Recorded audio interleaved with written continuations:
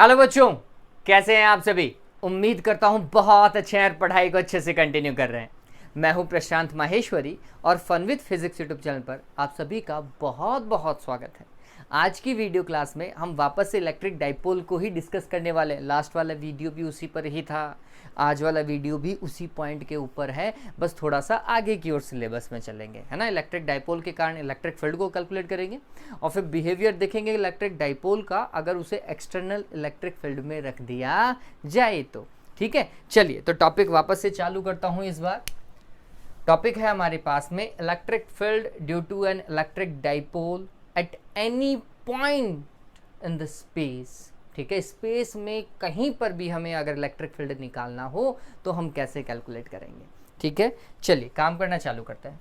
Diagram अच्छे से बनाएं, बस सारा गेम डायग्राम का है, ये बात ध्यान में रखिएगा। तो मान लेते हैं कि हमारे पास में एक इलेक्ट्रिक डाइपोल है जिसका ये नेगेटिव क्यू चार्ज है और ये पॉजिटिव क्यू चार्ज है।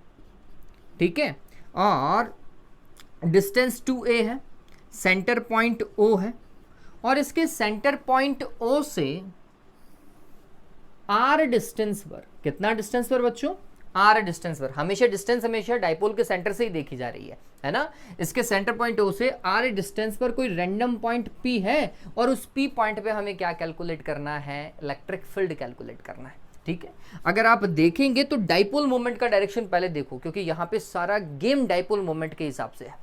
ठीक है, डाइपोल मोमेंट हमेशा काम करता है negative charge to positive charge. कहां से लेकर कहां तक काम करता है, negative charge to positive charge. तो कुछ ऐसा ये डाइपोल मोमेंट है, ये P का डायरेक्शन है बच्चों। ठीक है, और इस P के डायरेक्शन से आपका जो पॉइंट P है, इस वाले पॉइंट को क्यों ले लेते हैं यार। ठीक है, ये थीटा एंगल बना रहा है, ये पॉइंट, ये सारी रामायण ही चेंज होगी। इस पॉइंट को A मान लो रे यार। ठीक है, पॉइंट A जो है वो R डिस्टेंस पर है सेंटर से और कितना एंगल बना रहा है डाइपोल मोमेंट के साथ में, एंगल विद डाइपोल मोमेंट कितना है बच्चों, P है। ये बात ध्यान में रखिएगा। ठीक, अब ना तो ये पॉइंट आपको दिखाई देगा कि ये एक्सियल लाइन पे है, ना ही ये पॉइंट इसके इक्वेटोरियल लाइन पे, दोनों पे ही नहीं है, कहीं बीच में कहीं फंसा हुआ है। ये काम क्यों कर रहे हैं, तो कोई ज़रूरी थोड़ी है कि एग्जाम के अंदर हमें एक्सियल और इक्वेटोरियल पर ही पूछे।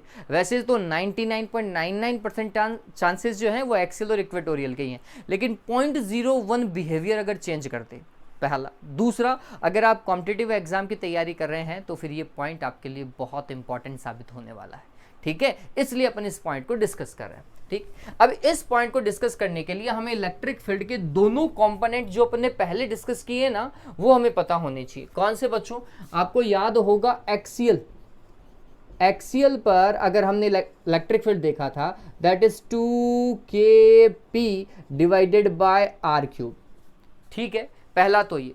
दूसरा, हमें ये भी पता था कि p is in same direction of E, resultant electric field और P का डायरेक्शन क्या था, सेम था, है ना। जिस तरफ इलेक्ट्रिक फील्ड था उसी तरफ P का डायरेक्शन है। और अगर मैं बात करता हूं किसकी,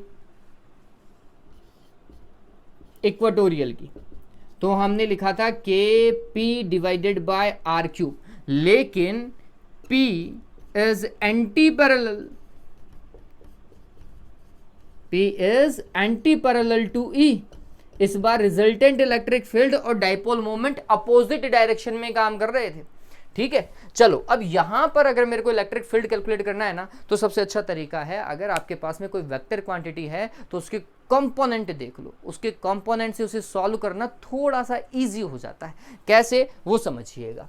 देखो, मैं इस P के कंपोनेंट को तोड़ रहा हूं, तोड़ कैसे रहा हूं, तो P का एक कंपोनेंट जो थीटा डायरेक्शन के अंदर काम कर रहा है ना, the component of P working in theta direction, ये ऐसा, ये वाला जो थीटा डायरेक्शन में काम करता है वो कॉस थीटा वाला कंपोनेंट होता है ना, ऐसा ही होता है।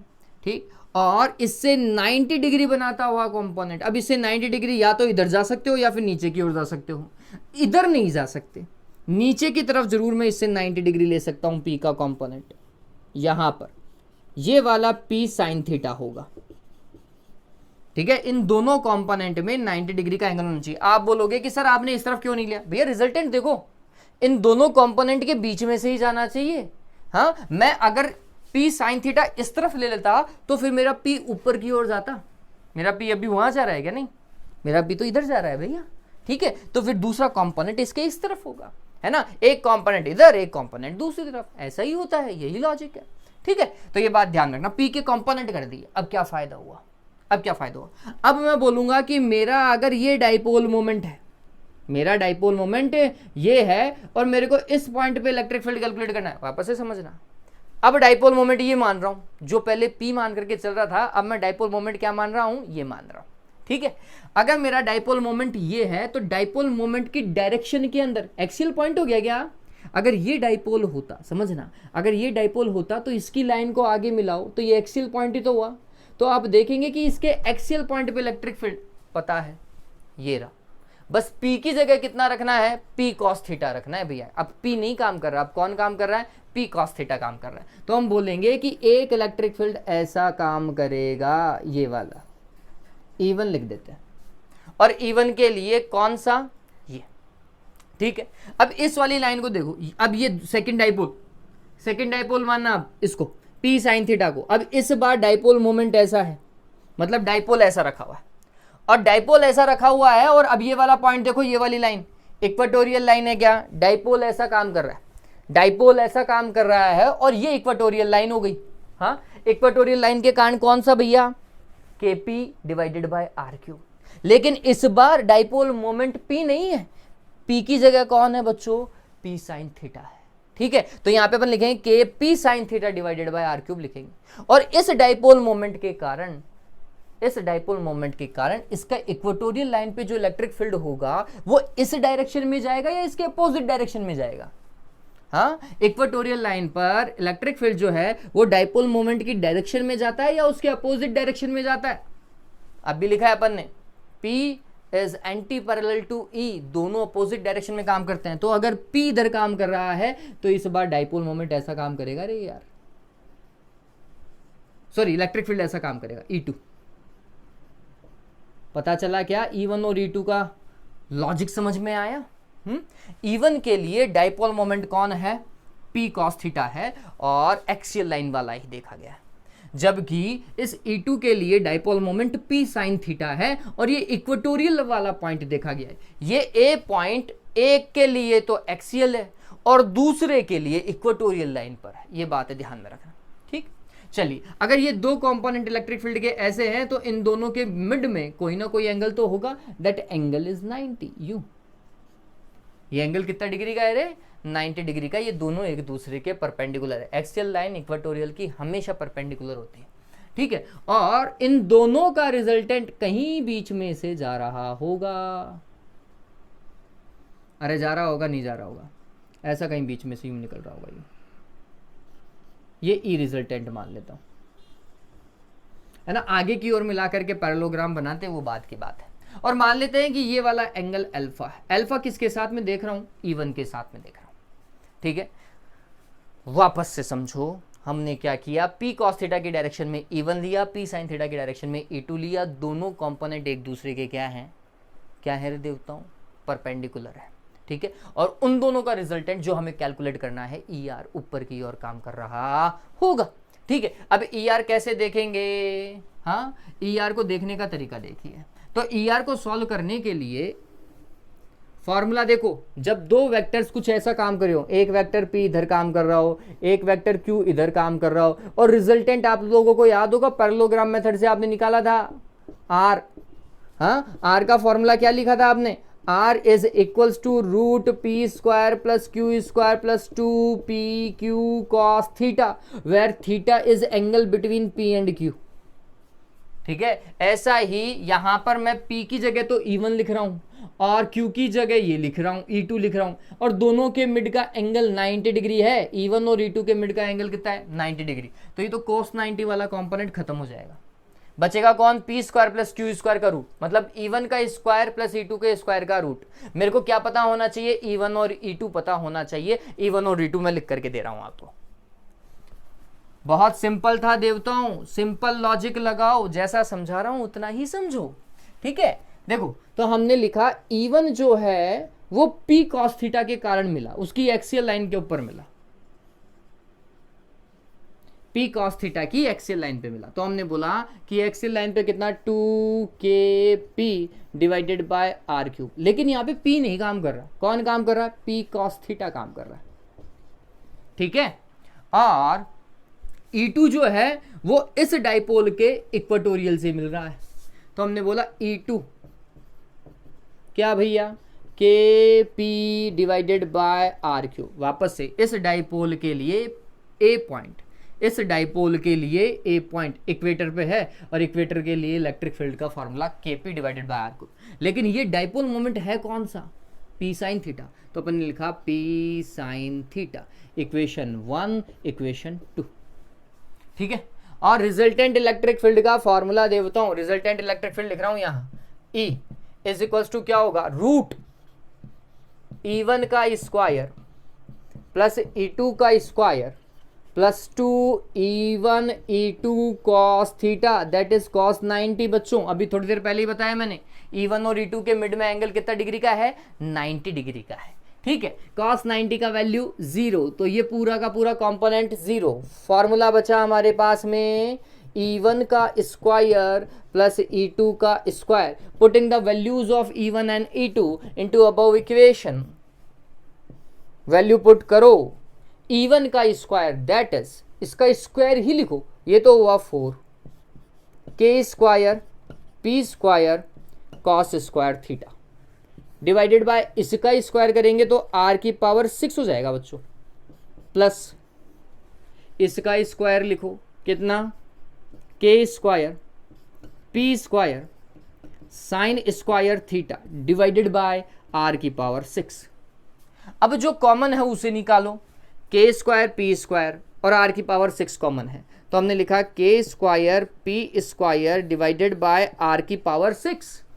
कॉमन लिया, रूट में देखिए क्या बच रहा है? 4 cos square theta plus sine square theta, ये बच रहा है भैया, कुछ ऐसा, ठीक है। मैं इसको थोड़ा सा और तरीके से लिख देता हूं, ये 4 cos स्क्वायर थीटा है ना, क्या मैं इसे 4 cos स्क्वायर थीटा को, इसको क्या मैं ऐसा लिख सकता हूं क्या? 3 cos square theta plus cos square theta. बताओ भाई, इसकी जगह क्या ये लिखा जा सकता है देवताओं? लिखा जा सकता है ना भैया, ये वापस से 4 cos स्क्वायर थीटा ही बैठ रहा है, तो मैं वही कर रहा हूं, इसको थोड़ा सा रीराइट कर रहा हूं। 4 cos स्क्वायर थीटा को मैं लिख रहा हूं 3 cos square theta plus cos square theta, ठीक है। और यहां पर तो साइन स्क्वायर थीटा आ ही रहा था, है ना। इससे फायदा समझिए, cos square theta plus sine square theta 1 होता है, तो मैं इसकी वैल्यू डायरेक्ट कितना लिखूंगा? 1 लिख दूंगा, और इसको रूट से बाहर निकाल सकता हूं मैं। तो अगर मैं इसको रूट से बाहर निकालूं तो ये होगा kp divided by r cube, और यहां पर मिल रहा है 3 cos स्क्वायर थीटा प्लस 1, और उसका क्या रे देवताओं? रूट आ रहा है, ये ई रिजल्टेंट है। और इस वाले फॉर्मूला से आप कहीं पर भी इलेक्ट्रिक फील्ड कैलकुलेट कर सकते हैं। अब ये वाला फॉर्मूला बहुत इंपॉर्टेंट हो गया है ना। ये वाला फॉर्मूला आप तब अप्लाई कर सकते हैं जब आपको एक्सियल और इक्वेटोरियल के अलावा कहीं पर इलेक्ट्रिक फील्ड कैलकुलेट करना है, लेकिन इसमें दिमाग लगाने वाली बात है। ये फॉर्मूला तो सभी रट लोगे, कहीं कोई दिक्कत नहीं है, मेरे को पता भी है, आप कर लोगे इतना काम तो, लेकिन ये थीटा एंगल कहाँ से बन रहा है वो समझने वाली बात। ये थीटा एंगल बच्चों डाइपोल मोमेंट से देखना है। ये थीटा एंगल कहाँ से देखना है? डाइपोल मोमेंट से देखना है। मैं आपको समझाता हूँ कि ये कहाँ तक आपके लिए इंपॉर्टेंट हो सकता है ना, कैसे क्वेश्चन स्विच हो सकता है। एक बार के लिए इसका स्क्रीनशॉट ले लो, उसके बाद में समझते हैं कि ये थीटा हमारे लिए इंपॉर्टेंट क्यों है। ठीक है, जल्दी से स्क्रीनशॉट लो। ले लिया? डन हुआ? तो मैं फॉर्मूला लिख देता हूँ। रिजल्टेंट इलेक्ट्रिक फील्ड जो हमारे पास में आया that is KP divided by R cube root 3 cos square theta plus 1। ये रिजल्टेंट इलेक्ट्रिक फील्ड है ना, कुछ ऐसा। अभी तो अल्फा का वैल्यू निकालना बाकी है, वो निकाल लेंगे। अब मेरी बात को समझिएगा, कई बार क्वेश्चन जो है वो घुमा देता है। कैसे घुमा दिया? अभी देखो मैंने माइनस का चार्ज और प्लस का चार्ज कहां लिख रखा है। डायग्राम दिया हुआ आएगा आपको, और आप ये देखिए कि मैंने माइनस का चार्ज और प्लस का चार्ज कहाँ दिया हुआ है वो देखो। चिक्कू 1 मिनट रुको बेटा। चलिए वापस से चालू करते हैं। मेरे बेटे ने थोड़ा सा इस वीडियो को फ्लक्चुएट कर दिया है ना। चलो कोई नहीं, वापस से चालू करते हैं। मैं बोल रहा हूँ कि आपको क्या देखना है, आपको ये देखना है कि थीटा एंगल कैसे बना हुआ है और डाइपोल का डायरेक्शन किस तरीके से, चार्ज कैसे रखे, माइनस का इधर है प्लस का इधर है। इस बार अगर क्वेश्चन ही डायग्राम बेस्ड आ जाए, है ना, बोल रहा है कि प्लस का चार्ज इधर है, माइनस का चार्ज इधर है, और सेंटर से पी पॉइंट यहाँ पर है, और फिर ये एंगल थीटा दिया हुआ है, ठीक है। और आपको इस पी पॉइंट के ऊपर क्या कैलकुलेट करना है, इलेक्ट्रिक फील्ड कैलकुलेट करना है। अब आप बोलोगे कि सर इसमें क्या अंतर है, इस वाले पूरे डायग्राम में और इस वाले में क्या अंतर है? भैया बहुत अंतर है बच्चों, पूरी की पूरी रामायण चेंज हो गई है अब यहाँ पर। क्या भैया, हमारा एंगल थीटा हमेशा कहाँ से देखा गया है? पी से।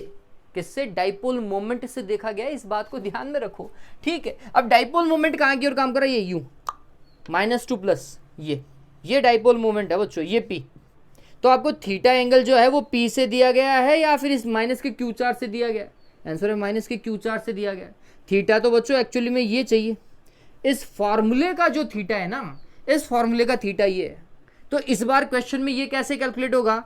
तो ये थीटा अगर दिया हुआ होगा, लेट सपोज करो ये 30 डिग्री दिया हुआ है, तो ऑटोमेटिकली ये वाला एंगल कितना हो जाएगा? 180 - 30 दैट इज 150 डिग्री, ठीक है। तो इस बार थीटा 30 मत रख देना, पता चले तुम डायग्राम देखो सर ने ऐसा ही डायग्राम बनाया था, थीटा की वैल्यू टिकाओ और काम कराओ, पूरा की पूरी रामायण खराब हो जाएगी भैया। मेरे को मत बोलना फिर आंसर गलत हो गया तो, ठीक है। तो यहाँ पे थीटा कहाँ से देखा गया है? डाइपोल मोमेंट से देखा गया, इस बात को ध्यान में रखिएगा, ठीक है। चलिए इस वाले फॉर्मूले का वैलिडेशन भी चेक कर सकते हैं कि क्या इससे एक्सियल और इक्वेटोरियल उतना ही आ रहा है। गौर कीजिए कैसे। अगर मेरे को एक्सियल लाइन पे आना है, कौन सी लाइन पे आना है? एक्सियल लाइन पे आना है, तो थीटा का वैल्यू 0 होना चाहिए। कितना होना चाहिए? 0।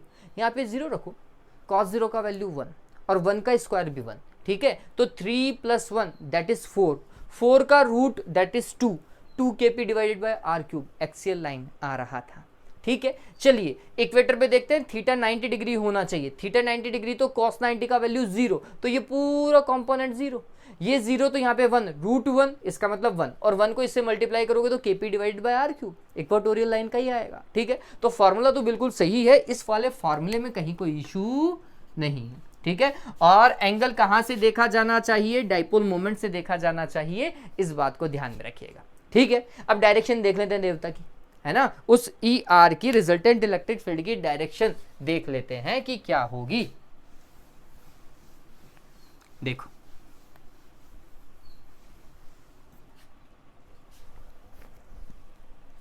हाँ भाई, कैसे देखेंगे? तो अगर मैं E1 लिखूं,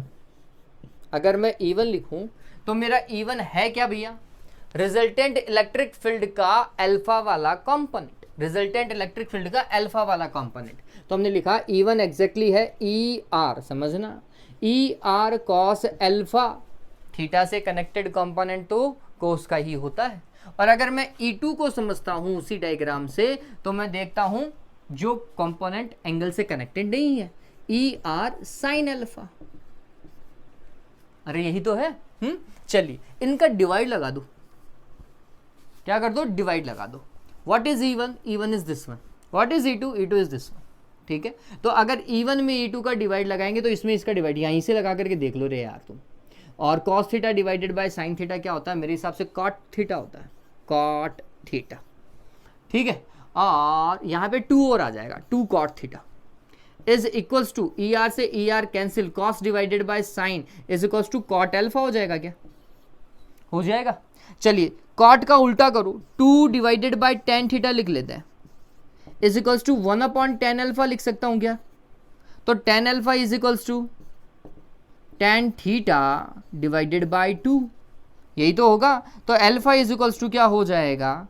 tan inverse tan theta divided by 2। ये थोड़ा सा कॉम्प्लिकेटेड हो गया, लेकिन आप इतना ध्यान में रखो, tan alpha is equals to tan theta divided by 2। ये क्यों निकाल रहे हैं? अगर मेरे को इस रिजल्टेंट का डायरेक्शन देखना हो तो एक्सिस से देखो कि कितना बना रहा है, या डाइपोल मोमेंट से देखो कितना बना रहा है। तो डाइपोल मोमेंट से थीटा एंगल पर तो है E1, और E1 से अल्फा एंगल पे है भैया ER। तो मेरा ये जो ई आर है वो एक्सिस से थीटा प्लस अल्फा है। एक्सिस से कितना, पहले तो थीटा चले और फिर अल्फा चले, ये बात ध्यान में रखना, ठीक है। तो अगर मेरे को रिजल्टेंट निकालना हो तो मैं एक्सिस से कितना चलूँ, थीटा प्लस अल्फा एंगल की तरफ जाऊंगा, ठीक है, या पी से कितने एंगल पे जाऊंगा, थीटा प्लस अल्फा की तरफ जाऊंगा, ठीक है। तो थीटा प्लस अल्फा कर लीजिएगा, अल्फा आ जाएगा, थीटा दिया हुआ होगा, सॉल्व करोगे तो आंसर मिल जाएगा, ठीक है। ये बात समझ में आई, इतना डन हुआ। चलिए एक बार के लिए इसका स्क्रीनशॉट ले लो, इस चीज का स्क्रीनशॉट ले लो। चलिए आगे चलते हैं। इसके बाद में हम देखते हैं कि अगर हमारा डाइपोल जो है वो कहाँ पर रखा हुआ हो, एक्सटर्नल इलेक्ट्रिक फील्ड में रखा हुआ हो, तो उसके ऊपर कोई फोर्स या फिर कोई टॉर्क लगता है या फिर नहीं लगता, ये चेक कर लेते हैं, ठीक है। चलिए तो हमारा नेक्स्ट जो पॉइंट है, torque and force on electric dipole when it is placed in external electric field, when it is placed in external electric field. और फर्स्ट केस में हमारा इलेक्ट्रिक फील्ड यूनिफॉर्म है, ठीक है, हम डाइपोल को यूनिफॉर्म इलेक्ट्रिक फील्ड के अंदर रख रहे हैं, कुछ ऐसा अपन डिस्कस कर रहे हैं, ठीक है। एक मिनट रुकिएगा। चलिए देखो टॉपिक पता चला ना, when dipole is placed into uniform electric field, force and torque on dipole when it is placed in uniform electric field. Uniform electric field बना लो एक बार के लिए। यूनिफॉर्म का मतलब क्या हुआ बच्चों, एक जैसा, है ना, कांस्टेंट इलेक्ट्रिक फील्ड। हम कैसे बात कर रहे हैं, हम एक कांस्टेंट इलेक्ट्रिक फील्ड की बात कर रहे हैं। तो ये मान लेते हैं कि ये एक कांस्टेंट इलेक्ट्रिक फील्ड है, ठीक, जिसका मैग्नीट्यूड क्या है, ई है, ठीक है, और उसका डायरेक्शन आपको दिखाई दे ही रहा है कहाँ की ओर। और इसमें हमने एक डाइपोल को रख दिया, डाइपोल ऐसा रखा है, ऐसा रखा हुआ है। ये डाइपोल का पॉजिटिव चार्ज है और ये वाला डाइपोल का नेगेटिव चार्ज है। तो dipole moment negative to positive you, ये डाइपोल मोमेंट का डायरेक्शन है बच्चों, ये पी वेक्टर पता चल रहा है, ऊपर की ओर ऐसा जा रहा है। इलेक्ट्रिक फील्ड ऐसा जा रहा है, ये इलेक्ट्रिक फील्ड का डायरेक्शन है। इलेक्ट्रिक फील्ड ऐसा, पी ऐसा, दोनों के मिड का एंगल इस समय कितना है, थीटा। कितना एंगल रखा हुआ है, थीटा एंगल के ऊपर रखा हुआ है, ठीक। अगर ऐसा रख देते हैं तो सबसे पहले तो देखते हैं कि फोर्स कितना लगेगा। हाँ, फोर्स देखिए, प्लस के चार्ज के ऊपर फोर्स देखे तो हमेशा प्लस का चार्ज इलेक्ट्रिक फील्ड की डायरेक्शन के अंदर फोर्स फील करता है। जिन्होंने वीडियो नहीं देखे हैं तो ध्यान में रखिएगा, इलेक्ट्रिक फील्ड का डायरेक्शन होता है पॉजिटिव टू नेगेटिव, ऐसा दिमाग में रख करके चलते हैं। Higher potential to lower potential होता है, लेकिन याद रखने के लिए नेगेटिव टू पॉजिटिव हो, सॉरी पॉजिटिव टू नेगेटिव याद रख सकते हो। तो अगर इस तरफ नेगेटिव है और ये चार्ज आपका प्लस का है, तो प्लस वाला चार्ज नेगेटिव की ओर अट्रैक्ट होगा बच्चों। तो ये इस डायरेक्शन के अंदर फोर्स फील करेगा, force on negative Q charge, ठीक है, पता चला। और इलेक्ट्रिक फील्ड में किसी भी चार्ज के ऊपर, अरे यार ये क्या लिख रहा हूं मैं, force on positive Q charge. और इलेक्ट्रिक फील्ड में किसी भी चार्ज पर कितना फोर्स लगता है, तो आप सभी को पता है electric field is equals to F divided by Q, so force is equals to Q E. बताओ ऐसा लिखा था नहीं लिखा था, हाँ लिखा था। तो ये वाला फोर्स अगर मैं वेक्टर में लिखता हूं तो that is Q E vector बच्चों, प्लस का क्यू ई वेक्टर, ठीक है। चलिए अब ये वाला देखो, ये माइनस का चार्ज इस तरफ पॉजिटिव है, इस तरफ पॉजिटिव है, ये माइनस का चार्ज, और माइनस का चार्ज पॉजिटिव की ओर क्या होगा, अट्रैक्ट होगा, ऐसा याद रख सकते हो। नहीं तो फिर एग्जैक्ट कॉन्सेप्ट क्या है, हमेशा नेगेटिव चार्ज इलेक्ट्रिक फील्ड के अपोजिट डायरेक्शन में फोर्स फील करता है। नेगेटिव चार्ज इलेक्ट्रिक फील्ड के अपोजिट डायरेक्शन में क्या फील करता है, फोर्स फील करता है। कॉन्सेप्ट याद रखो तो ज्यादा अच्छा होगा, ठीक है। चलिए इसके ऊपर कितना फोर्स लगेगा, तो हमने लिखा force on negative Q charge, कितना भैया, अगेन मैग्नीट्यूड कितना बच्चों, क्यू ई, चार्ज का मैग्नीट्यूड क्यू है, इलेक्ट्रिक फील्ड ई था, लेकिन इसके ऊपर लगने वाला फोर्स इलेक्ट्रिक फील्ड के अपोजिट डायरेक्शन में है। देवताओं अपोजिट डायरेक्शन में है, तो जब मैं इसे वेक्टर लिखता हूं तो यहां पे माइनस और लगा देता हूं। Force on negative Q charge is minus Q E vector, ठीक है, पता चला। एक फोर्स इधर और एक फोर्स इधर, दोनों का मैग्नीट्यूड देखो, दोनों का मैग्नीट्यूड क्यू ई ही है, दोनों का मैग्नीट्यूड क्यू ई, लेकिन दोनों अपोजिट डायरेक्शन में काम कर रहे हैं। Magnitude same, direction opposite, magnitude same, direction opposite, क्या होगा, अरे क्या होगा बताओ, जीरो आएगा नहीं आएगा? अरे भाई एक ऑब्जेक्ट, इसके इस तरफ 3 न्यूटन का फोर्स लगाओ, इस तरफ 3 न्यूटन का फोर्स लगाओ, बताओ resultant force on object zero. Simple सा मैकेनिक्स है ना? ऐसा ही तो है। तो ये बात ध्यान में रखना, इलेक्ट्रिक डाइपोल को जब भी यूनिफॉर्म इलेक्ट्रिक फील्ड में रखते हैं तो उस पर लगने वाला रिजल्टेंट इलेक्ट्रिक फील्ड कितना होता है? जीरो होता है। ये ध्यान में रखेंगे, ठीक है? तो ये कॉन्सेप्ट लिख लेते हैं। सबसे पहले तो क्या है? Force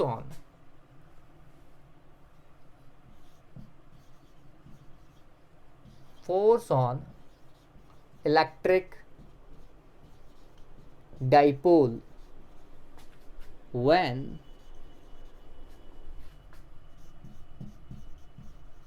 placed into uniform electric field। Uniform electric field में रखने पर उसके ऊपर कितना फोर्स लगेगा?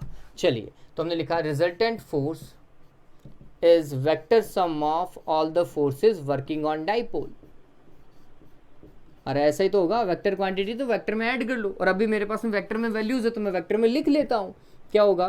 तो एक तो हैगा क्यू ई वैक्टर और एक होगा माइनस का क्यू ई वैक्टर, और दोनों का ऐड किया, वेक्टर सम किया तो कितना आएगा? जीरो। तो ये बात ध्यान में रखना, हमेशा फोर्स जीरो ही लगता है, हमेशा, चाहे कितने ही एंगल से रख दीजिए, चाहे कितने ही एंगल से रख दीजिए, चाहे 0 डिग्री के एंगल से रखो, चाहे 90 डिग्री के एंगल से रखो, चाहे 30 डिग्री के एंगल से रखो, हमेशा रिजल्टेंट फोर्स जीरो ही रहेगा। कब? जब वो यूनिफॉर्म इलेक्ट्रिक फील्ड में प्लेस्ड होगा, ठीक है? ये बात तो। और टॉर्क देखो, टॉर्क क्या चीज है, जब कहाँ काम आती है? आप जब भी किसी बाइक को परचेज करते हैं, बाइक में तो नॉर्मली नहीं देखते हैं, लेकिन जब भी आप किसी 4 व्हीकल को, आप जैसे कार वार है ना, बस इनको जब अब भी अपन परचेज करते हैं तो नॉर्मली हॉर्स पावर के बाद में, मतलब कितना पावर जनरेट कर सकती है वो कार, उसके बाद में टॉर्क देखा जाता है। हमेशा टॉर्क, अगर हायर टॉर्क होगा तो वो बहुत तेजी से स्पीड को ग्रैब कर सकती है, अगर लोअर टॉर्क होगा तो वो ज़्यादा पावर को जनरेट नहीं कर पाएगी, ज़्यादा स्पीड जल्दी से नहीं पकड़ेगी। तो सबसे पहले टॉर्क जो है वो बहुत इंपॉर्टेंट हो जाता है कि भैया वो कितना तेजी से घुमा सकता है टायर को, ठीक है? तो यहाँ पे ये डाइपोल कितना तेजी से घूम सकता है, दैट इज टॉर्क, ठीक है? उसका घुमाना, उसको एक सेंटर पॉइंट से घुमा देना, ठीक है? ये कौन काम कर सकता है? टॉर्क काम कर सकता है ना? इसे और क्या बोल सकते हो आप? हिंदी में तो हम इसे बलाघूर्ण भी बोलते हैं, है ना? चलिए, कपलिंग फोर्स, ओके। टॉर्क कैसा? तो टॉर्क कब काम करता है? तो ये बात ध्यान में रखना, लेट्स सपोज करो आपके पास में कोई लीवर है और इस लीवर के एक तरफ ऐसा फोर्स लग रहा है, एक तरफ ऐसा फोर्स लग रहा है, और दोनों फोर्सेस का मैग्नीट्यूड सेम हो, दोनों फोर्सेस का मैग्नीट्यूड सेम हो, तो ये जो लीवर है, ये लीवर ऐसा रोटेट हो जाएगा, ये तो इस तरफ जाएगा और ये इस तरफ जाएगा, ठीक है? तो आप गौर कीजिए, इस डाइपोल पे भी एक फोर्स इधर काम कर रहा है, एक फोर्स इधर काम कर रहा है, तो ये डाइपोल ऐसा रोटेट होगा, यूं ट्रिंग इस तरफ रोटेट हो जाएगा, ठीक है? तो अगर ये ऐसा रोटेट होगा तो भैया टॉर्क कितना बनेगा? तो टॉर्क का एक फॉर्मूला जो बहुत इंपॉर्टेंट है वो डिस्कस कर लेते हैं। टॉर्क का फॉर्मूला समझिए, फॉर्मूला होता है फोर्स ऑन अ चार्ज, यहां की बात कर रहा हूं, multiplied with perpendicular distance between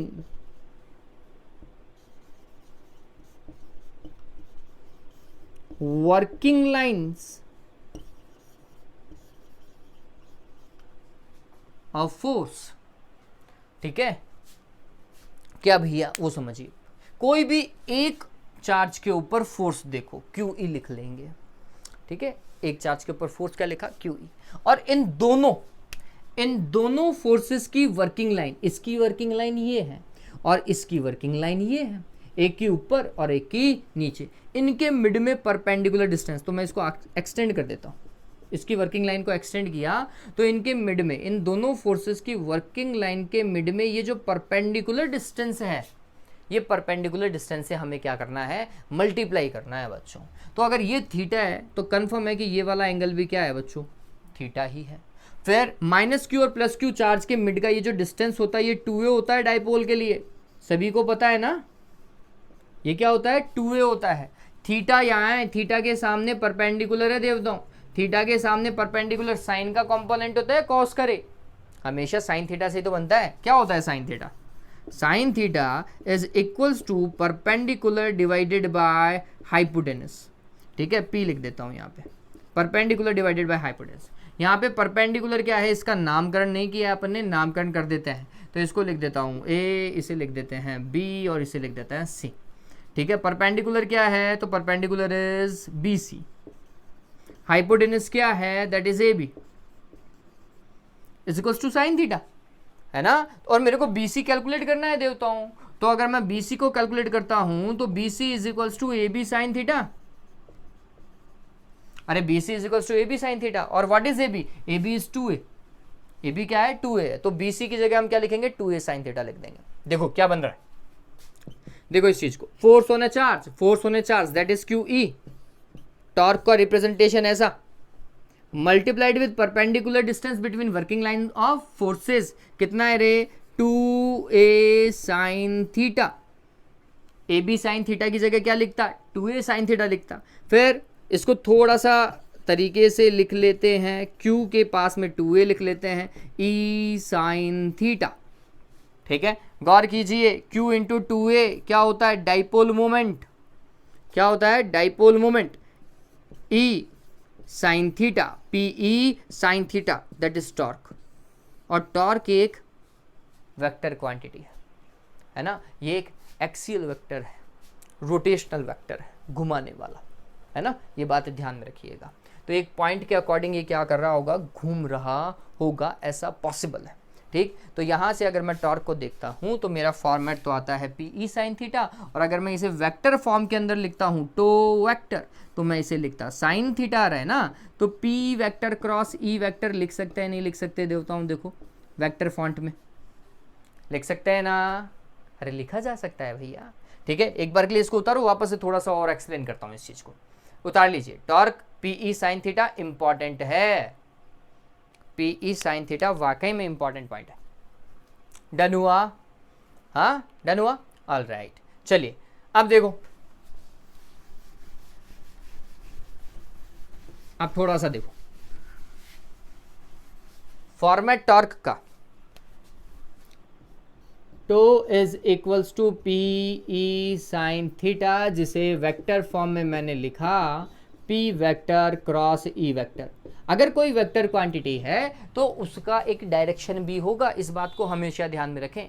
और अगर क्रॉस प्रोडक्ट आ रहा है तो डायरेक्शन के लिए right hand thumb rule use करो, right hand thumb rule. Right hand thumb rule में हमेशा थंब डायरेक्शन को रिप्रेजेंट करेगा। कैसे बताता हूं, आप सभी ने ए वेक्टर क्रॉस बी वेक्टर लिखा होगा कभी ना कभी, और ए बी साइन थीटा तो मैग्नीट्यूड होता था और यहाँ पर एन कैप लिखा करते थे, अगर आपने 11th अच्छे से पढ़ी है, ठीक है। तो अगर ए, समझना, अगर ए इस तरफ काम कर रहा है और बी इस तरफ काम कर रहा है और इनके मिड का एंगल कितना है, थीटा है, तो हम क्या करेंगे, ए से कहाँ की ओर स्विच करेंगे, बी की ओर। राइट हैंड की फिंगर्स को, राइट हैंड, ये मेरा राइट हैंड है बच्चों, ठीक है, राइट हैंड की फिंगर्स को ए से बी की ओर मूव कराओ, ए से बी की ओर मूव, ए से बी की ओर मूव, तो फिर ये थंब कहाँ की ओर इंडिकेशन कर रहा है, टुवर्ड्स द स्क्रीन कर रहा है मेरा तो अभी, ठीक है, ऐसा। तो ये क्या कर रहा है, परपेंडिकुलर आउटवर्ड है, कैसा है, परपेंडिकुलर आउटवर्ड, ये out of the plane, perpendicular out of the plane, ठीक है ना, परपेंडिकुलर आउट। ये टॉर्क है भैया, ये टॉर्क जाएगा, वापस से बताता हूं क्यों, क्योंकि अगर आपको डायग्राम याद हो तो इलेक्ट्रिक फील्ड ऐसा जा रहा था ई, ठीक, और डाइपोल को अपन ने ऐसा रखा था यूं, इधर माइनस का चार्ज था, इधर प्लस का चार्ज था, तो डाइपोल मोमेंट कहां की ओर जा रहा था बच्चों, इस तरफ, और इनके मिड में एंगल कितना शो कर रखा था अपने डायग्राम में, E, angle theta, electric field E, P dipole moment और इनके मिड का एंगल। अब मेरा जो फॉर्मूला है वो समझिए, अरे ये तो अभी उल्टा जाने वाला है है ना। मेरा फॉर्मूला है P क्रॉस E वाला, तो मेरे को कहाँ से कहाँ की ओर जाना है वो समझिए। P से E की ओर जाना है, P राइट हैंड, P से E की ओर, तो मेरा थंब कहाँ की ओर गया, इनवर्ड। P से E की ओर राइट हैंड का थंब गया इनवर्ड। तो इस बार फोर्स कहाँ की ओर है, perpendicular but into the plane, inward, perpendicular to the plane but inward. ठीक है, सरफेस के क्या होना चाहिए, परपेंडिकुलर और इनवर्ड होना चाहिए। ठीक है, अगर इसको मैं चेंज कर दूं, मैं बोलूं P इधर काम कर रहा है देवताओं और E इधर काम कर रहा है, अब क्या होगा, P to E, P cross E है, P to E right hand thumb rule, इस बार आउटवर्ड। ठीक है, तो P कहाँ है, E कहाँ है, उसके अकॉर्डिंग दिया जाएगा। राइट हैंड थंब रूल से आप डायरेक्शन देखेंगे, तो इस वाले केस के अंदर तो परपेंडिकुलर इनवर्ड है, इस वाले केस में परपेंडिकुलर आउटवर्ड है। उम्मीद करता हूँ ये चीज समझ में आ गई होगी। ठीक है, डायरेक्शन पता चला। हाँ, राइट हैंड थंब रूल का यूज करेंगे, राइट हैंड थंब रूल का यूज करेंगे, ध्यान में रखिएगा। तो मैं लिख देता हूं डायरेक्शन किससे, राइट हैंड थंब रूल से। ठीक है, या फिर आप स्क्रू ला भी यूज कर सकते हैं ना। स्क्रू को भी जब आप कसते हैं तो जिस डायरेक्शन में आप उसे कस रहे हैं, जिस डायरेक्शन में आप स्क्रू को टाइट कर रहे हैं या खोल रहे हैं, तो स्क्रू का जो मोशन है वो मोशन ही किसको बताएगा, टॉर्क को बताएगा। ये बात ध्यान में रखना। तो कॉर्क स्क्रू वाला भी यूज कर सकते हो, कॉर्क स्क्रू रूल भी आप यूज कर सकते हो, कहीं कोई दिक्कत वाली बात नहीं है। फिर इसका यूनिट क्या होगा, यूनिट क्या है भाई, टॉर्क। टॉर्क का एक फॉर्मूला यहां से देख लो, फोर्स इनटू परपेंडिकुलर डिस्टेंस, मतलब फोर्स मल्टीप्लाई हो रहा है किससे, डिस्प्लेसमेंट से समहाउ। ठीक है, फोर्स मल्टीप्लाई हो रहा है समहाउ डिस्प्लेसमेंट से। तो फोर्स का तो होता है न्यूटन और डिस्प्लेसमेंट का होता है या डिस्टेंस का होता है मीटर, तो इसका यूनिट क्या है, न्यूटन इनटू मीटर। ठीक है, अब कोई आपसे पूछ ले कि क्या इसकी यूनिट ये लिखी जा सकती है, mn, nm तो मेरे को पता है न्यूटन इनटू मीटर है, लेकिन क्या ये ऐसा लिखा जा सकता है, is it the unit of torque. बताओ भाई, ये आपके लिए क्वेश्चन है, कमेंट बॉक्स में मेरे को इसका आंसर चाहिए कि ये किसका यूनिट है। अगर ये टॉर्क का यूनिट है तो ठीक है, नहीं है तो फिर किसका है। ठीक है, ये आपका आंसर मेरे को कमेंट बॉक्स में चाहिएगा, इंतजार करूंगा भैया। चलो ये डन हुआ, तो यूनिट आ गया है हमारे पास में। इसके बाद में हम देखते हैं डायमेंशन, टॉर्क का डायमेंशन, टॉर्क का डायमेंशन। तो फोर्स इंटू डिस्टेंस है बच्चों, फोर्स का m1 l1 t-2 और डिस्प्लेसमेंट का l1 कितना हो जाएगा, m1 l2 t-2। It is the same of work, यही वर्क का है और यही एनर्जी का भी है, और यही यूनिट वर्क की भी एनर्जी की है, मतलब जूल भी लिख सकते हो, न्यूटन इंटू मीटर जूल होता है बच्चों, ये बात ध्यान में रखिएगा। तो टॉर्क का, वर्क का, एनर्जी का यूनिट भी सेम है और ये है ना। लेकिन एक दिक्कत है, टॉर्क भैया वेक्टर क्वांटिटी है, लेकिन वर्क और एनर्जी स्केलर क्वांटिटी है, ये ध्यान में रखिएगा। यूनिट और डायमेंशन सेम है लेकिन क्वांटिटी में थोड़ा बहुत डिफरेंस है। ठीक है, चलिए हो गया ये है, ओके डन हुआ। तो ये था टॉर्क, जब उसे कहाँ रखा गया है, मतलब डाइपोल को कहाँ रखा गया है, यूनिफॉर्म इलेक्ट्रिक फील्ड में रखा गया है। ये सारा काम यूनिफॉर्म में था। तो यूनिफॉर्म में ध्यान रखिएगा, टॉर्क तो लगता है, टॉर्क तो लगता है लेकिन फोर्स नहीं लगता, लेकिन फोर्स नहीं लगता। अब इसी टॉर्क से 3 सिचुएशन भी बनती हैं। There are 3 situations. सिचुएशन देखिए भैया, कंडीशंस, और ये इंपॉर्टेंट है। First condition that is stable equilibrium. Stable equilibrium क्या, एक ऐसी कंडीशन जहां टॉर्क भी 0 हो और फोर्स भी 0। तो यूनिफॉर्म इलेक्ट्रिक फील्ड में रखोगे तो फोर्स तो 0 है ही, उसको तो सोचना ही नहीं है, आपको ये देखना है कि टॉर्क कब 0 है। ठीक है, तो टॉर्क का सिचुएशन समझिए, torque tau is equals to P E sine theta. ठीक है। और थीटा का वैल्यू अगर मैं 0 कर दूं, साइन थीटा में थीटा का वैल्यू अगर 0 हो तो आपको पता चलेगा साइन 0 का वैल्यू 0 होता है, और 0 को किसी से भी मल्टीप्लाई करो एंटायर वैल्यू 0 ही आएगी। तो अगर हम थीटा को 0 मान करके चलते हैं तो टॉर्क क्या हो जाता है, 0 हो जाता है। वो सिचुएशन किसकी है, स्टेबल इक्विलिब्रियम की। वो सिचुएशन किसकी है, स्टेबल इक्विलिब्रियम की। बात समझ में आई? तो मैं बोलूंगा कि इस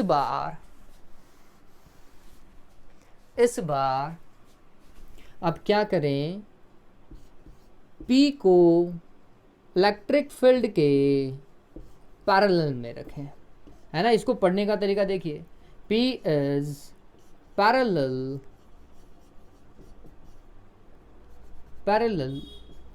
टू E,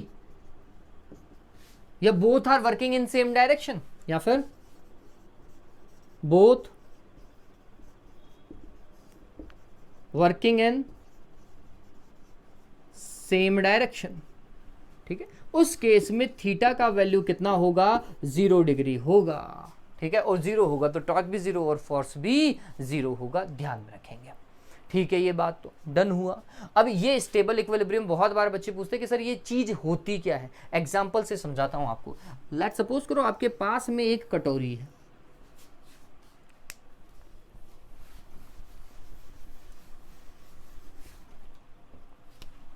लेट्स सपोज करो आपके पास में एक बाउल है ना, कटोरी बोल दिया था मैंने, कई बच्चे बोलेंगे सर ये कटोरी क्या होता है, ओके बाउल है ना। और इस बाउल में आपके पास में एक स्फेरिकल बॉल है, छोटी सी कंची, नहीं बोलते हैं कांच की कंचियां नहीं आती हैं, वो कंचियां हैं, ये बिल्कुल बीचों बीच पड़ी हुई है,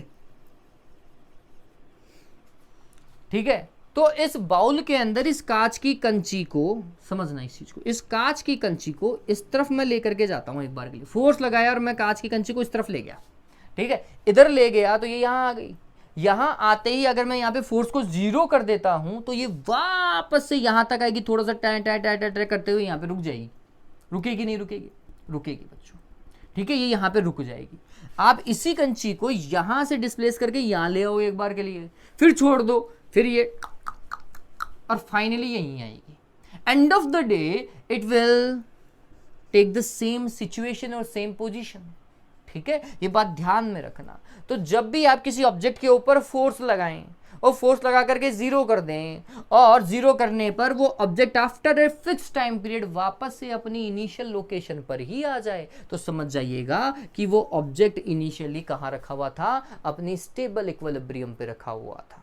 दैट इज स्टेबल इक्विलिब्रियम। कि भैया तुम खिसका तो दोगे, लेकिन जैसे तुमने तुम्हारा फोर्स 0 किया ना, मैं वहीं पर ही आके रखूंगा। That is stable equilibrium. बात समझ में आई है? अब बाउल कैसा होता है वो समझिए, 3 डायमेंशन है। बाउल कैसा होता है, अब कटोरी में लेकर के नहीं आया हूं, ये गलती कर दी मैंने, मेरे को ये समझाना चाहिए। बाउल को एक बार हाथ में लेना बच्चों, बाउल को अगर आप हाथ में लोगे तो आप उसे कहीं पर भी लेकर के जा सकते हो, कहीं पर भी, ठीक है।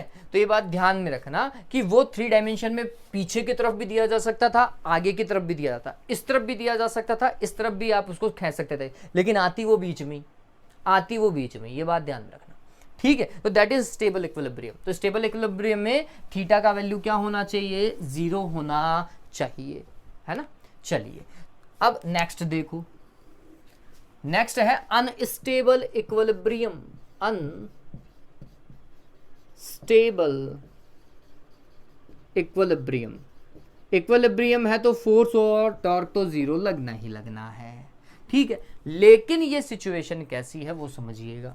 इस सिचुएशन को मैं यहां पर समझा देता हूं। यही बाउल लो और इस बाउल को उल्टा रख दो रे यार, इस बाउल को उल्टा रख दो, और अब यहां पर क्या रख दो, वही कांच की बॉल रख दो, स्फेरिकल बॉल रख दो, कंची रख दो यहां पर, ठीक है। अगर आप इस बार कंची, ये यहां पे बिल्कुल 0 है, फोर्स इज 0, टॉर्क इज 0, ठीक है। लेकिन अगर गलती से मैं इसको ऐसा टिड़क कर दूं, हाँ हल्का सा यूं फोर्स लगा दूं, जा थोड़ा सा उधर चला जा, ये कहां की ओर जाएगी, यूं श्यों।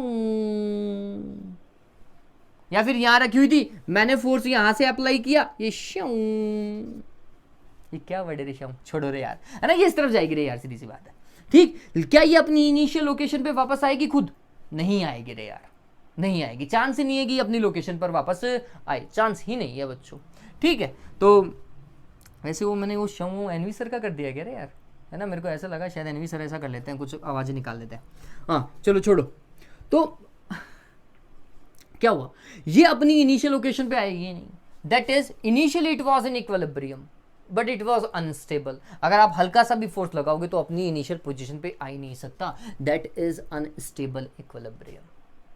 ठीक है, तो इस वाले केस में हम बोलेंगे टॉर्क ऑफ फोर्स तो जीरो होगा, लेकिन टॉर्क जीरो होने का एक और चांस है बच्चों। क्या भाई, अगर थीटा का वैल्यू 180 डिग्री कर दिया जाए तो गौर कीजिए, टॉर्क का formula P E sine theta, theta का वैल्यू 180 डिग्री, साइन 180 जीरो, वापस से टॉर्क जीरो होगा नहीं होगा, लेकिन 180 डिग्री होगा तो अनस्टेबल इक्विलिब्रियम और 0 डिग्री होगा तो stable equilibrium.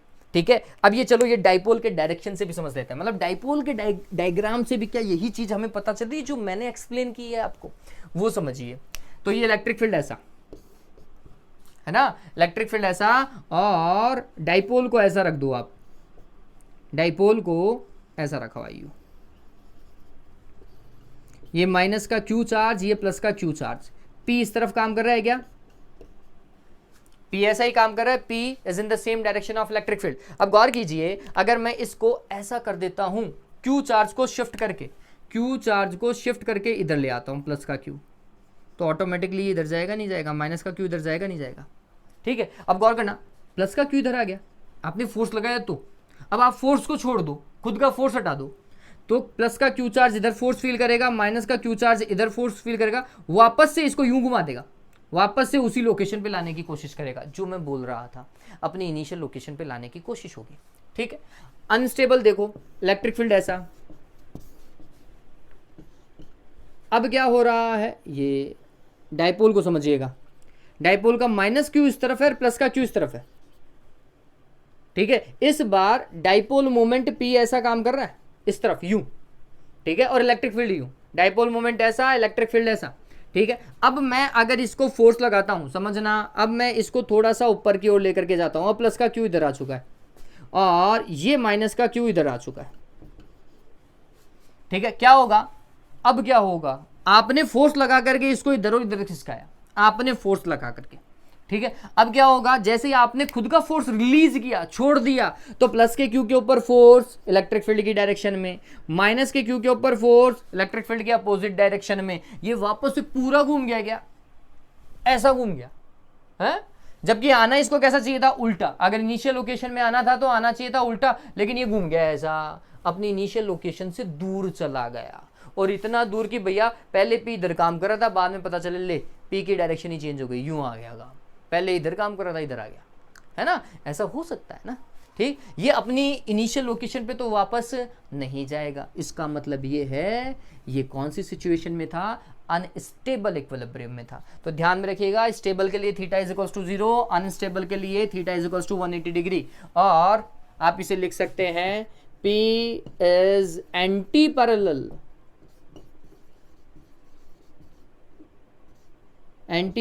To E। Diagram बना करके काम करना चाहते हो तो बहुत बढ़िया, ऐसा बता दो, इलेक्ट्रिक फील्ड इधर काम करेगा और P इधर काम करेगा। इस वाले में छोटा सा डायग्राम ही बना लो, इस वाले में ऐसा लिख दो कि P भी इधर काम करेगा और E भी इधर काम करेगा, दोनों का डायरेक्शन सेम है, जबकि यहाँ पे दोनों एंटी पैरेलल।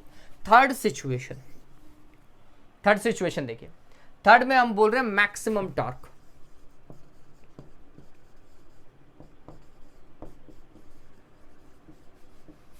मैक्सिमम टॉर्क कब हो सकता है, तो टॉर्क को मैक्सिमम होने के लिए साइन थीटा को मैक्सिमम होना जरूरी है। साइन थीटा मैक्सिमम कब हो सकता है, जब थीटा की वैल्यू 90 डिग्री हो, है ना। थीटा को अगर हम 90 डिग्री कर देंगे तो साइन थीटा की वैल्यू 1 हो जाएगी, दैट विल बी पीई। तो ये बात ध्यान रखना, मैक्सिमम टॉर्क के लिए थीटा का वैल्यू 90 डिग्री होना चाहिए, और मैक्सिमम टॉर्क का वैल्यू कितना होता है, पीई, ये वैल्यू होता है। ठीक है, दिमाग में रह जाएगा। डन हुआ इतना।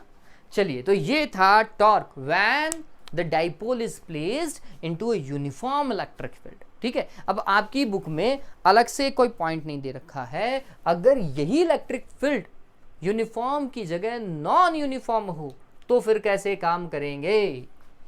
तब हम इस सिचुएशन को कैसे डील करेंगे वो समझना इंपॉर्टेंट है। ठीक है, तो एक बार के लिए स्क्रीनशॉट लो। हाँ, ये 90 डिग्री वाला डायग्राम बना लीजिएगा। इलेक्ट्रिक फील्ड इधर काम कर रहा है, डाइपोल मोमेंट इधर काम कर रहा है, मतलब इलेक्ट्रिक फील्ड ऐसा रखा हुआ है, सॉरी इलेक्ट्रिक फील्ड ऐसा है और डाइपोल ऐसा काम कर रहा है, माइनस का क्यू चार्ज इधर है, प्लस का क्यू चार्ज इधर है, तो डाइपोल मोमेंट ऊपर की तरफ गया नहीं गया।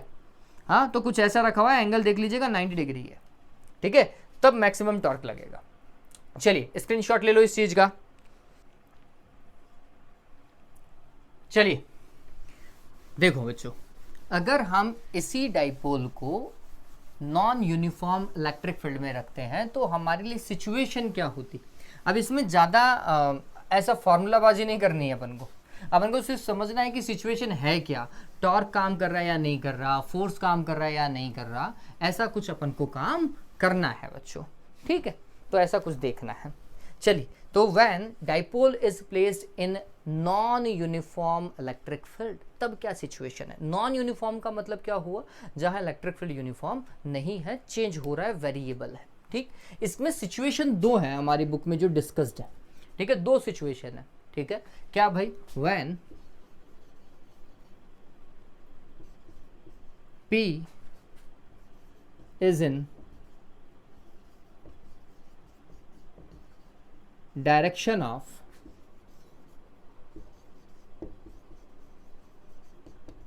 increasing electric field,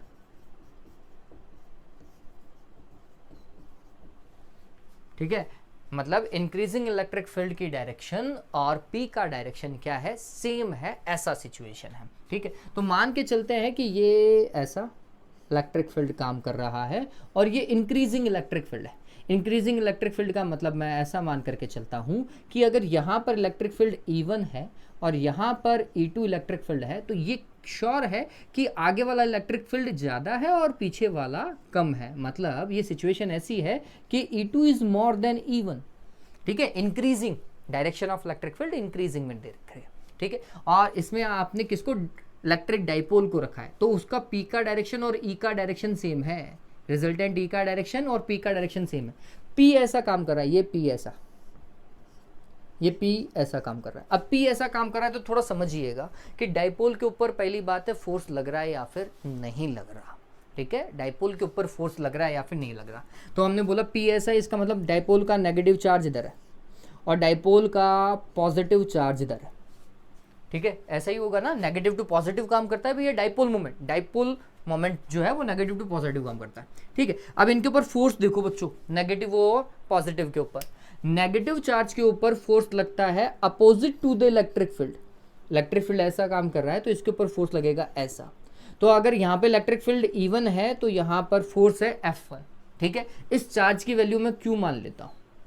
ऐसे ही अगर यहाँ पर इस चार्ज की वैल्यू भी Q ही होगी, दोनों का सेम मैग्नीट्यूड होगा, और अपोजिट चार्ज इलेक्ट्रिक फील्ड की डायरेक्शन में फोर्स फील करता है, तो इस पे लगने वाला फोर्स मैं लिख लेता हूँ F2। बताओ भाई, समझ में आया या नहीं आया। हाँ, अब गौर कीजिए कि क्या ये दोनों फोर्स सेम है। पहली बात, अगर नहीं है तो कौन सा ज़्यादा है कौन सा कम है। ठीक है, तो हमने ये देखा, समझना इस चीज़ को, हमने ये देखा कि ये फोर्स सेम नहीं हो सकते। क्यों नहीं हो सकते, क्योंकि फोर्स का फॉर्मेट देखिए, QE होता है। फोर्स चार्ज के साथ में इलेक्ट्रिक फील्ड पर भी डिपेंड करता है। Q तो दोनों का सेम है, कहीं कोई दिक्कत ही नहीं है, एक प्लस का एक माइनस का, मैग्नीट्यूड दोनों का सेम है, लेकिन इलेक्ट्रिक फील्ड जो है वो अलग अलग है। यहाँ पे इलेक्ट्रिक फील्ड कम है तो यहाँ का फोर्स भी कम है, यहाँ इलेक्ट्रिक फील्ड ज़्यादा है, यहाँ का फोर्स भी ज़्यादा है। ठीक है, तो ये बात ध्यान में रखना। अगर मैं F1 को लिखता हूँ तो मैं F1 लिखता, F1 इज QE1 और मैग्नीट्यूड में लिख रहा हूँ, और F2 क्या होता, F2 इज QE2। अरे यही तो होता। अब गौर कीजिए, F2 is more powerful than F1, है ना। तो यहाँ पर मैं सिचुएशन को एक्सप्लेन करते हुए ऐसा लिख सकता हूँ, since we know that E2 is more than E1, that is why F2 is more than F1. तो resultant force on dipole, resultant force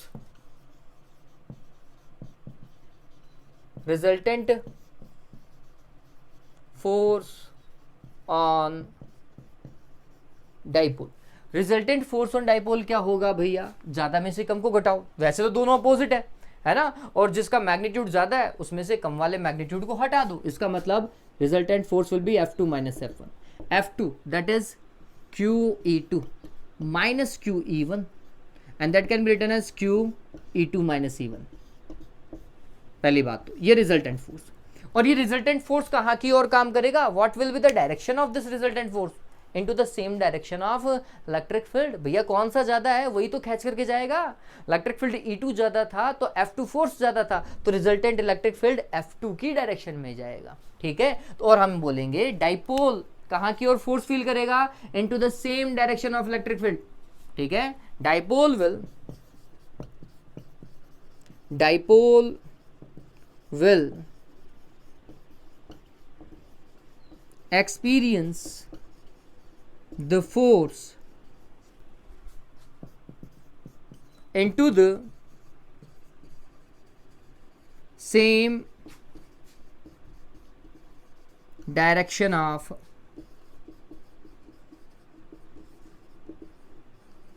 electric field. ठीक है, बात समझ में आ गई क्या? अब गौर करो, ये तो फोर्स लगेगा, इस सिचुएशन में फोर्स लगेगा, डाइपोल फोर्स फील करेगा, लेकिन क्या इस सिचुएशन में दोनों है तो पैरेलल ही ना, P और इलेक्ट्रिक फील्ड E, P और इलेक्ट्रिक फील्ड E है तो पैरेलल ही। अगर पैरेलल है तो थीटा का वैल्यू 0 है, तो क्या टॉर्क लगेगा? नहीं लगेगा भैया। अगर मैं डाइपोल को ऐसा रखूंगा तो टॉर्क नहीं लगेगा। ठीक है, लेकिन अगर मेरा डाइपोल ऐसा रखा हुआ होता, P इधर काम कर रहा होता, है ना, P इधर काम कर रहा होता, इलेक्ट्रिक फील्ड इधर काम कर रहा होता और नॉन यूनिफॉर्म होता, E इधर P इधर और इलेक्ट्रिक फील्ड नॉन यूनिफॉर्म, तो फोर्स भी लगता और टॉर्क भी लगता। ठीक है, फोर्स भी लगता और टॉर्क भी लगता, आगे भी जाता और घूमता भी।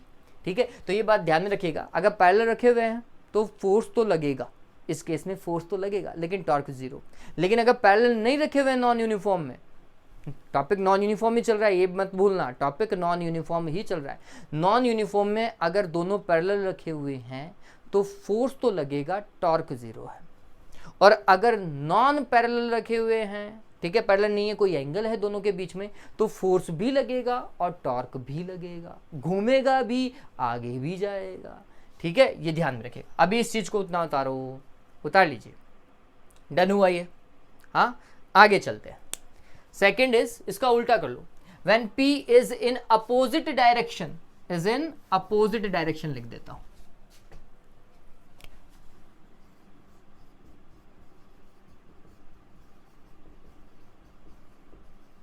Opposite direction of increasing electric field. अब इस बार उल्टा कर लीजिए देवताओं, इस बार उल्टा करो और ये सिचुएशन आप एक्सप्लेन करने की कोशिश कीजिए।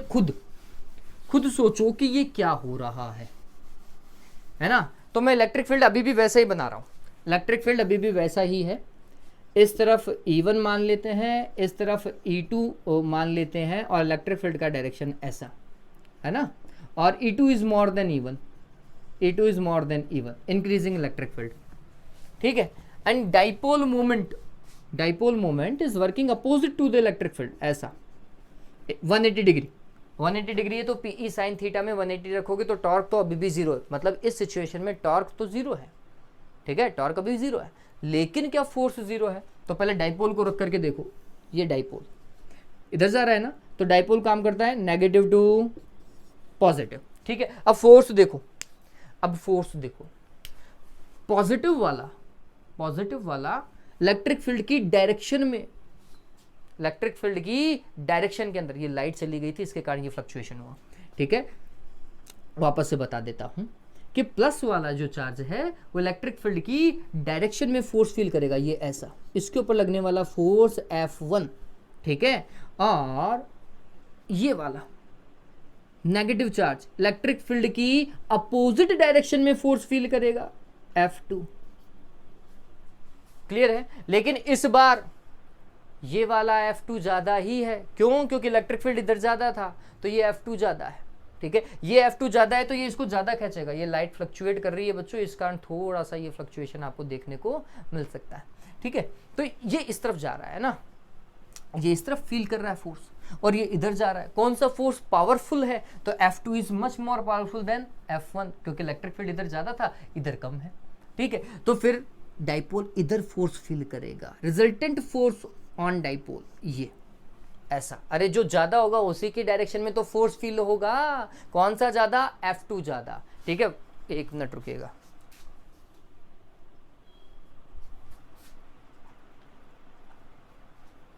ठीक है, तो F2 ज्यादा तो फोर्स भी इस तरफ लगेगा।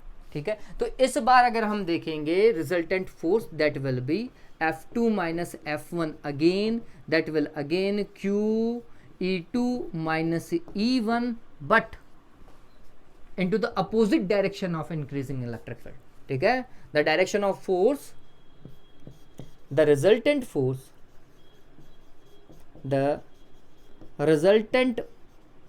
force works into the opposite direction